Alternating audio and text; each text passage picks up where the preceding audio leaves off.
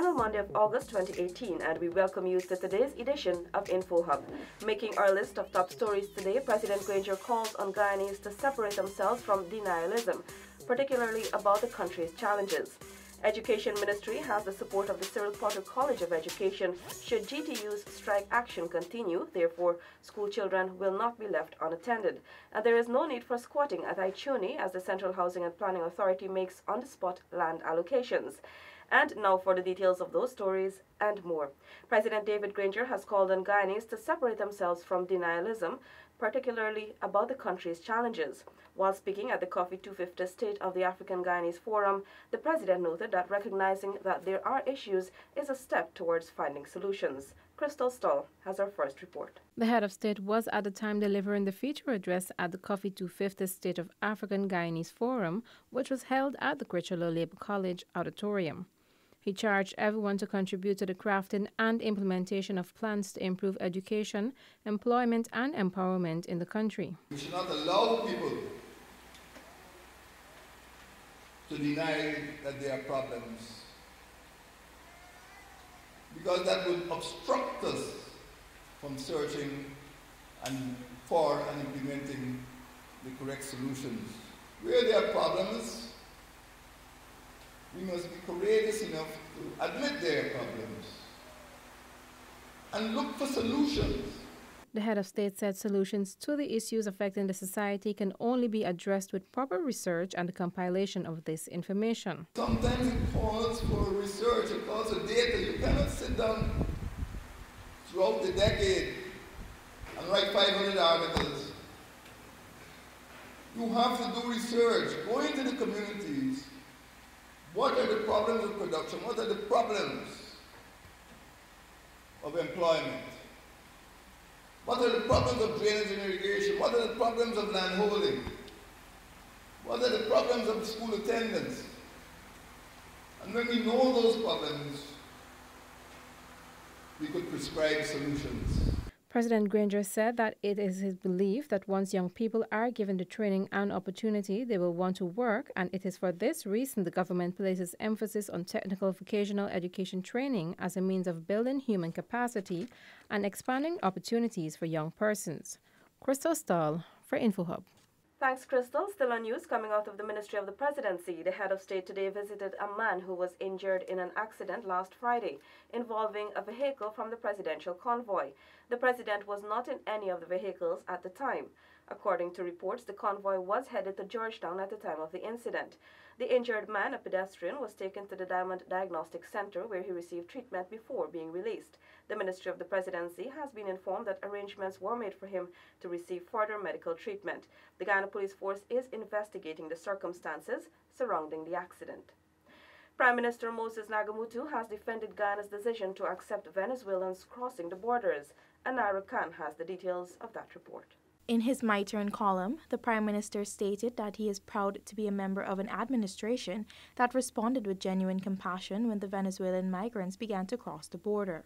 The Prime Minister criticized the opposition leader's stance of opposing the temporary settlement of Venezuelans in Guyana's border regions who are trying to escape the economic crisis in the neighboring country. He noted that the admission of these migrants is done on humanitarian grounds. Prime Minister Moses Nagamutu reminded that there was once a period when Guyanese were migrating to seek a better life and were accommodated and welcomed in the territories they fled to. He said that being kind to others in economic hardships is a small token for the kindness shown to us by others. The Prime Minister recalled Minister of Citizenship Winston Felix's recent visit to the country's border areas, as well as trips made by the Ministers of Health and Indigenous Peoples. He noted that prompt assistance was given and the government provided safe sanctuaries.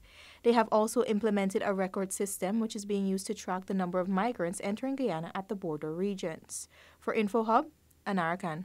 It's 1 week before schools reopen, and the Ministry of Education says it has galvanized the support of the Cyril Potter College of Education to fall in place should the strike action of the Guyana Teachers Union continue into the beginning of the new school term on September 3. While the GTU has already commenced its strike action, the ministry said it has already put systems in place that will not allow the nation's children to be left unattended during this difficult time. Addressing parents and teachers in Regions 5 and 6 today, Chief Education Officer Marcel Hudson said the contingency plan by the ministry is to minimize the impact the strike action will have on students. The strike follows the union's refusal to accept the government's proposed wage increases and benefits for teachers.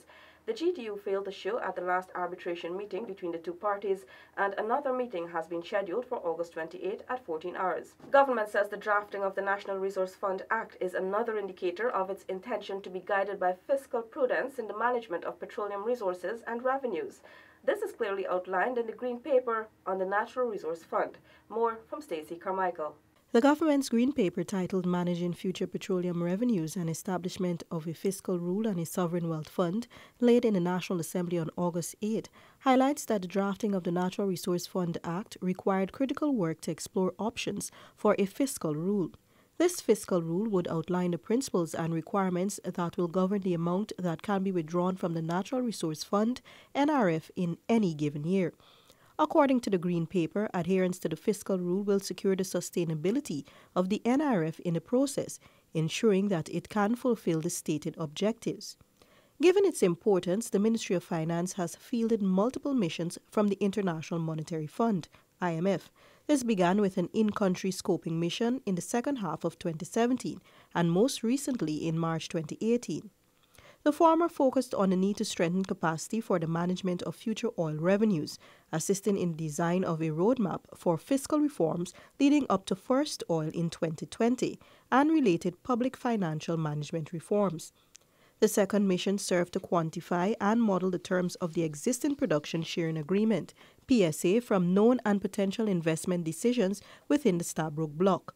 The Green Paper states further that the collaborations, technical support and capacity building initiatives have served to guide the development of the proposed fiscal rule, which is crafted to be macro-fiscally prudent and to minimize Guyana's risk of exposure to the resource curse.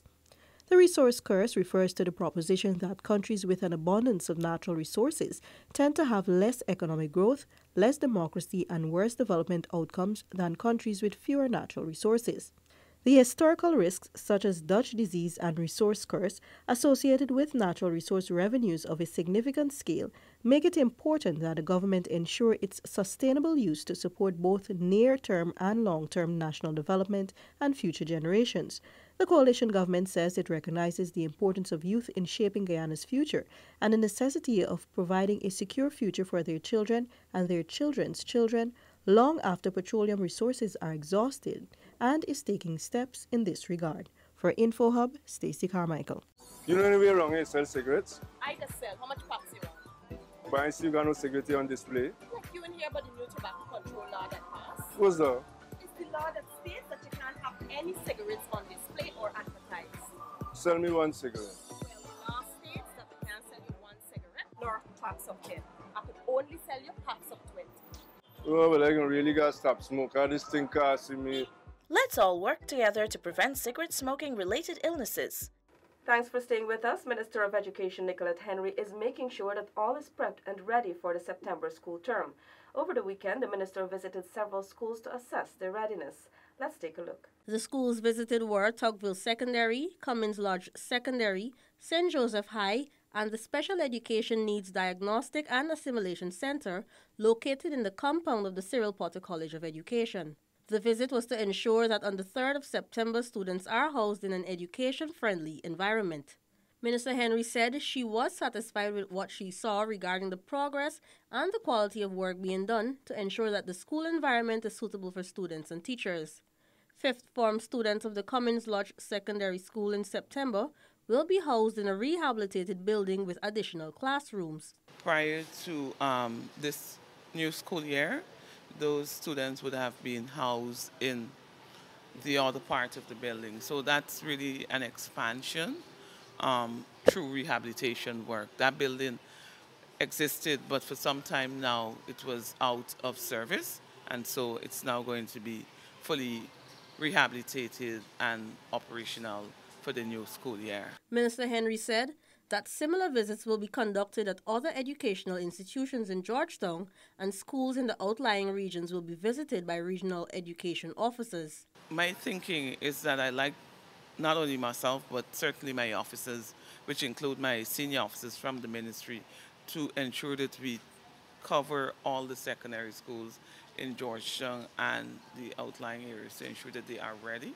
In addition to that, similar work is also being done in the region by the regional education officers. I know for sure that in Region 5 and Region 6, I've gotten reports that suggest that their work is also on stream and keeping with the timelines. During the visits, Minister Henry was also informed that teachers were already visiting the schools to ensure that everything is in place and set for September. For InfoHub, Delicia Haynes.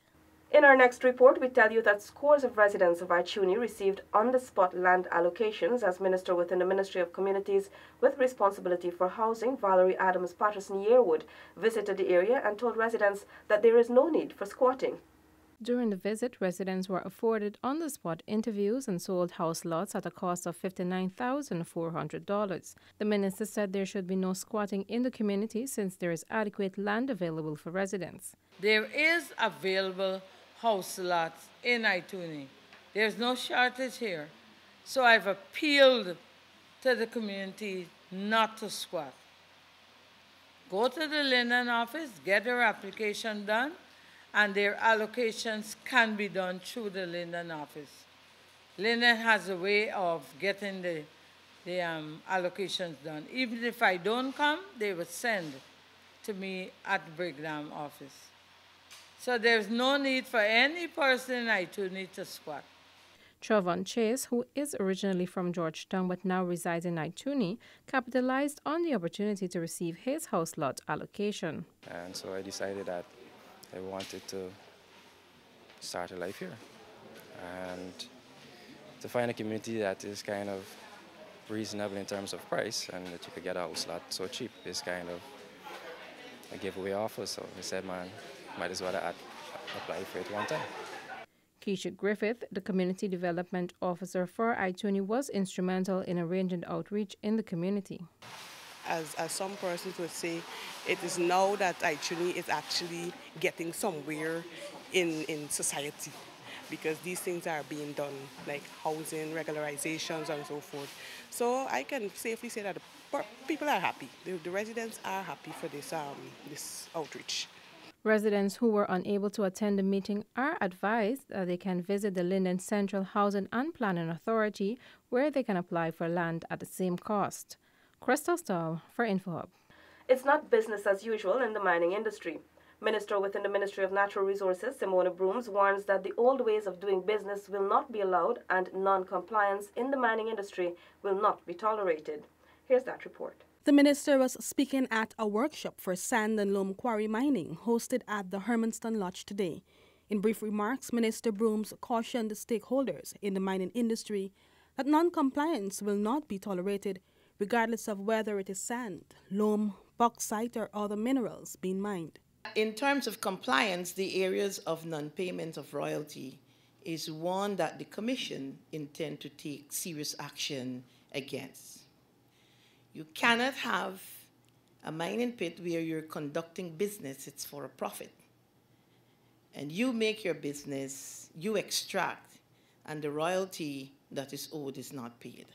The Commission will be taking strict action in those regards.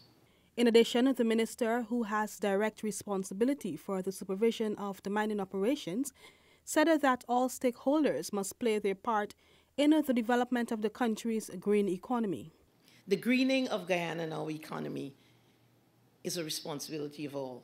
It's not just at the level of government or the Guyana Geology and Mine, but also all the stakeholders in the industry.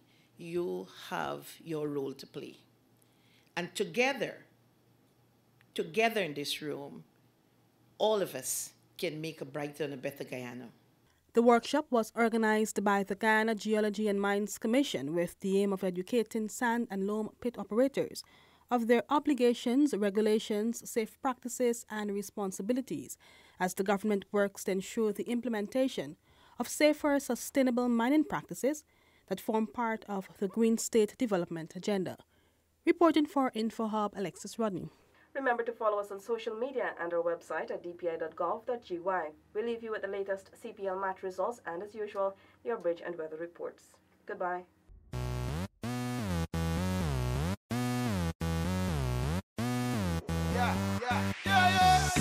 Wave your hand, wave your hand, wave your hand from the Caribbean. Wave your hand, wave your hand, wave your hand from your #1. For me ready for the competition. You not take intimidation. Ready, woman or man.